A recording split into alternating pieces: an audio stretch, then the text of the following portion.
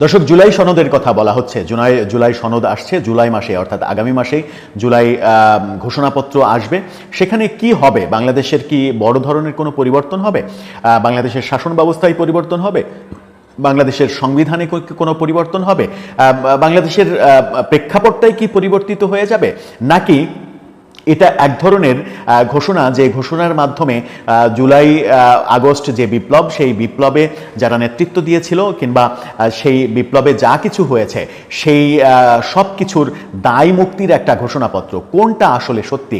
এই ঘোষণাপত্রের মাধ্যমে বাংলাদেশে কি এমন নতুন কিছু আসবে, সেই আলোচনাটা করার চেষ্টা করবো এই ভিডিওতে। চলে যাচ্ছি মূল ভিডিওতে। বলছিলাম জুলাই সনদের কথা। জুলাই সনদ জুলাই মাসে ঘোষণা করা হবে এমনটা বলা হয়েছে সরকারের তরফ থেকে। এনসিপির তরফ থেকেও তেমনটা বলা হচ্ছে এবং কয়েকটি ইসলামী দল থেকেও সেই দাবি করা হচ্ছে। সেই দাবি যখন তাদের পক্ষ থেকে করা হচ্ছে, তখন বিএনপি বেশ সতর্ক। বিএনপি বেশ সতর্ক অবস্থানে নিজেদেরকে রেখেছে এবং এই সনদে তারা সই করবে, স্বাক্ষর করলেও তারা পরিস্থিতি বিবেচনা করবে এবং সেখানে কি কি লেখা আছে সেগুলো পর্যবেক্ষণ করবে এবং পর্যবেক্ষণ করে তাদের মতের মধ্যে হলে তবেই তারা স্বাক্ষর করবে, এমনটা বিএনপির তরফ থেকে জানা গেছে। ব্রিটেনে যে মিটিং হলো বিএনপির সঙ্গে প্রধান উপদেষ্টা, সেখানেও হয়তোবা এই ব্যাপারে একটা আলোচনা হয়েছে। কিন্তু জুলাই সনদটা আদতে কি? সেই সনদের মাধ্যমে কি নতুন বাংলাদেশের রূপরেখা তৈরি করা হবে? বলা হচ্ছে যে এই সনদের মাধ্যমে নতুন বাংলাদেশের রূপরেখা আসবে। নতুন বাংলাদেশ বলতে আমরা কি বোঝাচ্ছি?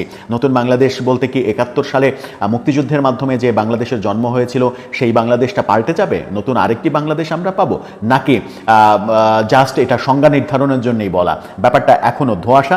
যতক্ষণ পর্যন্ত এই সনদের ব্যাপারটা প্রকাশ্যে না আসছে ততক্ষণ পর্যন্ত আমাদের হয়তো ধোঁয়াশার মধ্যেই থাকতে হবে।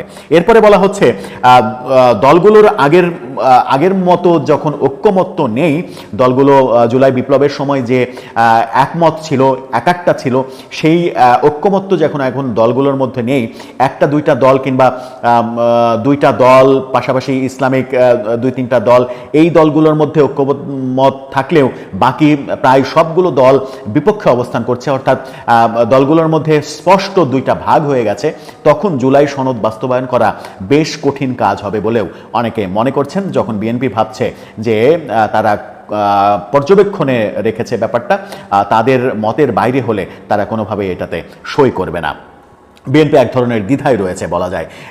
ইসলামপন্থী দলগুলোর দাবি, যে করেই হোক জুলাই সনদ বাস্তবায়ন করতে হবে। তারা দাবি করছে জুলাই সনদ বাস্তবায়ন করতে হবে। বাংলাদেশের আর কোনো দল যেন ফ্যাসিস্ট না হতে পারে, সেটা চাচ্ছে তারা। অর্থাৎ শেখ হাসিনার সরকার, আওয়ামী লীগ সরকার যেভাবে ফ্যাসিস্ট হয়েছিল, তাদেরকে আমরা যে ফ্যাসিস্ট উপাধি দিচ্ছি, আওয়ামী লীগ দল হিসেবে অপরাধ করেছিল কিনা সেটা অবশ্য আদালতের ব্যাপার, যদিও আদালতের রায়ের আগে সরকার এক ধরনের শাস্তি দিয়ে ফেলেছে, আওয়ামী লীগের কর্মকাণ্ড নিষিদ্ধ করেছে।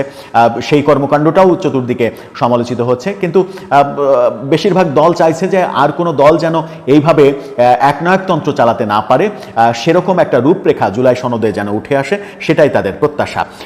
এরকম সনদ, এরকম ঘোষণাপত্র এর আগে আমরা ৯০-এর দশকে দেখেছিলাম। ৯০-এর গণ আন্দোলনের সময় তখন ৩ জোটের রূপরেখা দেখা গিয়েছিল, যেখানে আওয়ামী লীগ, বিএনপি এবং বাম দলের জোট গুলো সেখানে স্বাক্ষর করেছিল। সেই ৩ দলের রূপরেখা যে বাংলাদেশে খুব একটা কার্যকর হয়েছে পরবর্তীতে, সেটা কিন্তু আমরা দেখি নাই। অর্থাৎ তখনকার স্বপ্ন পরবর্তীতে ধূলিসাৎ হতেও আমরা দেখেছি। সুতরাং জুলাই যে সনদ, সেই সনদ নিয়েও তাই বিতর্ক আছে, বিতর্ক তৈরি হচ্ছে যে ৯০-এর প্রেক্ষাপটে যেটা সফল হয়নি, সেটা ২৪-এর প্রেক্ষাপটে, ২৫-এর প্রেক্ষাপটে এসে কতটা সফল হবে সেটা দেখার বিষয়। পরবর্তী সংসদ খুব গুরুত্বপূর্ণ।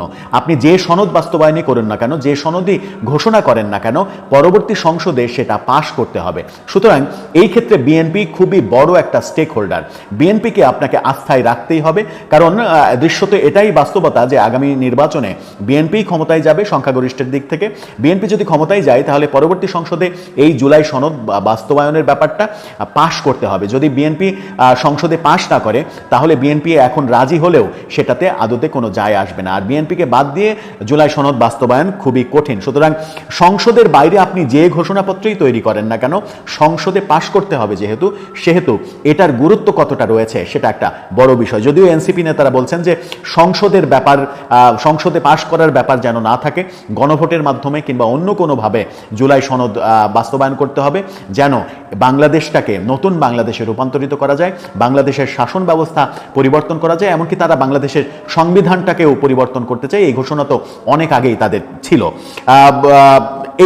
এই ব্যাপারগুলোই আসলে প্রশ্ন তৈরি করছে, প্রশ্ন সাপেক্ষ ব্যাপার হিসেবে তৈরি হচ্ছে। শাসনতান্ত্রিক কাঠামোয় কোনো পরিবর্তন হয় কিনা সেটা দেখার অপেক্ষায় পুরো জাতি, যে জুলাই সনদের মাধ্যমে বাংলাদেশের শাসন ব্যবস্থায় কোনো পরিবর্তন আসছে কিনা। সেই যে আলোচনা, এই যে এত আলোচনার মধ্যে সেনাবাহিনীকে অন্তর্ভুক্ত করা হচ্ছে কিনা, সেনাবাহিনীর মতামত নেওয়া হচ্ছে কিনা, সেটাও একটা গুরুত্বপূর্ণ বিষয়। জুলাই সনদ আপনি ঘোষণা করলেন, বাস্তবায়ন করার ঘোষণা করলেন, সবাই একমত হলেন, কিন্তু যদি সেনাবাহিনীকে আস্থায় না আনেন তাহলে সেটা আবার নতুন বিতর্ক তৈরি হবে। এই মুহূর্তে আমার মনে হয় যে জুলাই সনদ বাস্তবায়ন করার ক্ষেত্রে আপনি যে সনদই বাস্তবায়ন করেন না কেন, দুইটা বড় স্টেক হোল্ডার, এই দুইটা বড় স্টেক হোল্ডারকে আপনাকে আস্থায় নিতেই হবে। যখন আওয়ামী লীগ নেই, আওয়ামী লীগকে নির্বাসিত করে রাখা হয়েছে, তখন দুইটা বড় স্টেক হোল্ডার, এক হচ্ছে বিএনপি আর এক হচ্ছে সেনাবাহিনী। এই দুটোর মতামতকে উপেক্ষা করে আপনি জুলাই সনদ বাস্তবায়ন করতে পারবেন না, এমনটাই বলছেন বিশ্লেষকরা। আদতে কি হতে চলেছে? জুলাই সনদের মাধ্যমে কি বাংলাদেশটা ব্যাপক কোনো পরিবর্তন হবে? বাংলাদেশের অর্থনৈতিক কর্মকাণ্ডে পরিবর্তন আসবে? বাংলাদেশ এখন যে আয়ের দেশ রয়েছে, মধ্যম আয়ের দেশ রয়েছে, সেখান থেকে কি উন্নত বাংলাদেশে পরিণত হবে? নাকি জুলাই সনদ ঘোষণার একমাত্র কারণ জুলাই আগস্ট বিপ্লবে যারা অংশগ্রহণ করেছিল তাদের বিরুদ্ধে পরবর্তীতে কেউ কখনো যেন কোনো ব্যবস্থা গ্রহণ করতে না পারে, কোনো সরকার তাদের যেন কাঠগড়ায় দাঁড় করাতে না পারে, সেই রকম একটা দায় মুক্তির ব্যবস্থা করাটাই এটার মূল উদ্দেশ্য। অনেক কিছুই পরিষ্কার হয়ে যাবে এর খসড়াটা যখন সামনে চলে আসবে। যদিও সরকার খসড়াটা সামনে আনবে কিনা বিতর্ক জন্ম দিতে পারে, সেই কারণে সেটাও প্রশ্ন সাপেক্ষ। দর্শক, আপনার কি মনে হয় সব মিলিয়ে জুলাই সনদ বাস্তবায়ন কিংবা জুলাই সনদ ঘোষণার মূল উদ্দেশ্যটা কি? সেখানে কি বিএনপি একমত হবে? সেখানে কি সেনাবাহিনীকে আস্থায় রাখা হবে? সেনাবাহিনীর মতামত নেওয়া হবে? প্রশ্নগুলোর উত্তর যদি আপনার কাছে থাকে কিংবা আপনার মতামত জানিয়ে লিখতে পারেন আমাদের কমেন্ট বক্সে।